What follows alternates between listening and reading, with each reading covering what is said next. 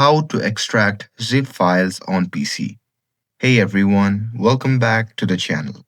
In today's video, I'll show you how to extract zip file on your PC or laptop. So now without further ado, let's get started.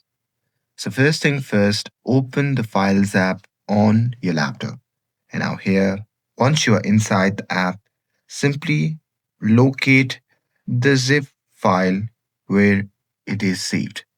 So here it's generally saved within the downloads folder. So simply find it, and here once you have located the zip file, just right click on the zip file, and after that a drop down menu will appear.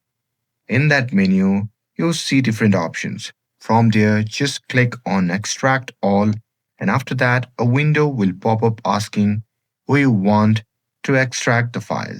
So simply choose the file by clicking on Browse, and now here, once you're done selecting the file, you simply have to click on Extract. And after that, your computer will start extracting the files, and once done, a new folder will open automatically with all your extracted files ready to use. And that's it. That's how easily you can extract zip files on your PC. And with this, if you found this video helpful, then don't forget to like, share, and subscribe to get updated for more videos.